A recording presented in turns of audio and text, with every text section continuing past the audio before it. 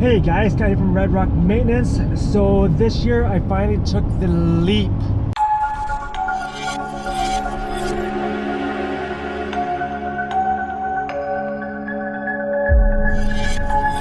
So what I mean by me taking a leap is me taking a leap into getting a CRM.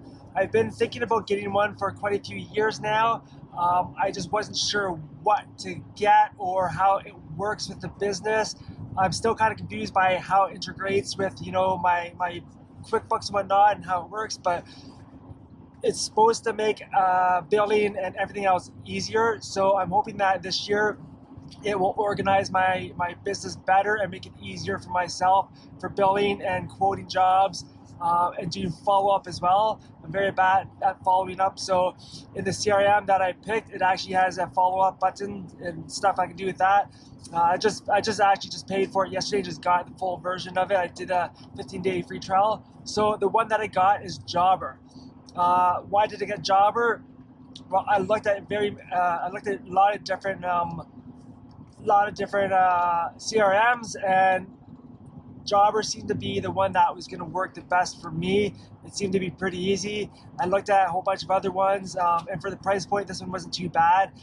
There's 3 different price points on this one. I'm not sure what the price points are, but the one that I needed to make it work for my business, yeah, of course you have to get the second price point. So I actually got 20% off for the year, so I think it's going to cost me $80 per month, or it's like $950 for the year.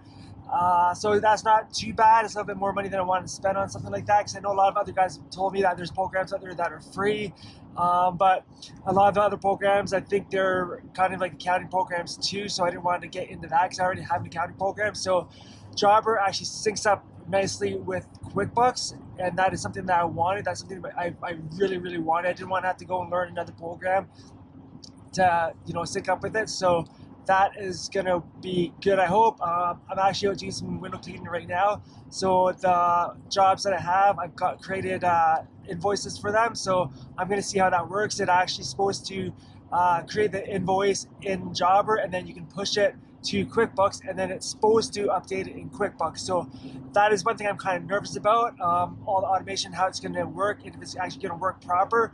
I've had no luck when I first got QuickBooks and transferred it from my desktop version to online version.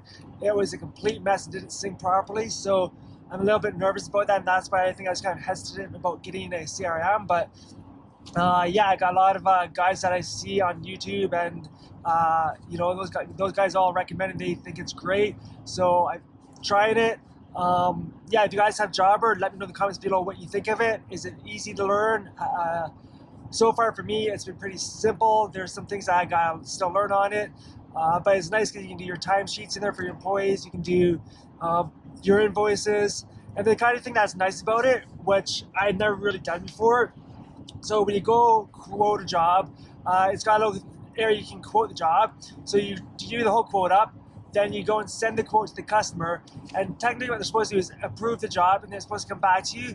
But so far, all my customers that have done that to you, they've all just gone re-email me, just normally just email me, so they didn't actually approve the quote that way. So I gotta try to figure out how to get customers to do that. And then once you approve the quote, then you just click a button to convert it to a job, and then from there you take the job and you can go and remind the customers and add it to a schedule, or to your schedule that you want, and then pick the day that you need to do their job on, and then you do that, and then you click the button, and then at the bottom you go and say you can either send it as a text message or as an email. So you can do that, and it reminds the customer right there of the date that you've got your job booked for. And that's one thing I've been very bad is following up with customers and getting all their information. So that's going to be good for that. So once you do the job, once you've done the job, you can click another button and it converts it to an invoice. You can send the invoice to the customer, and they can pay you. And once you get paid, I'm not sure because I haven't done it yet, but you can go and click another button. It makes the invoice paid, and then from there you can convert it over to QuickBooks, and it's supposed to enter it into QuickBooks. So to me it seems like a little bit more process. There's a lot more to it, more work than I usually do, but I think it's going to be better because I'll be able to get all their correct information now, instead of just writing it down and never getting all the correct information. So I'll be able to get all the correct information, and then can follow through each step and just make it more clear and actually show the customer, you know, when we're coming, and schedule it better, and then it sends reminders out. So I never used to do that. So this is, I'm hoping it's gonna be a lot better and make it better for the customer experience. Yes, it should be good. There are a couple things I don't like about it. So it is a Canadian company, but they do charge in US dollars. So it makes it a lot more expensive for Canadians.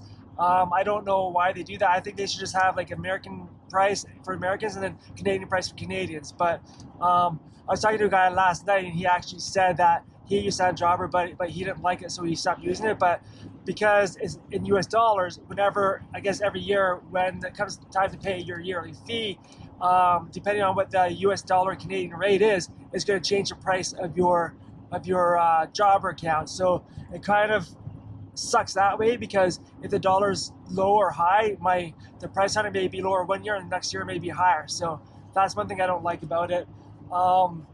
There's something else I didn't like about it, but I can't remember right now. I have to go online and look at it when I'm at home to remember what that was. But there are a couple of things I didn't really like about it, but I'm going to try it out for the year, see how it works. Hopefully it is good for me. Yeah, and if you guys use other CRMs, let me know in the comments below what you use. I'd be interested to know. I know a couple of other people I've talked to, they use Service Autopilot, but I've heard Service Autopilot is very, very hard to use.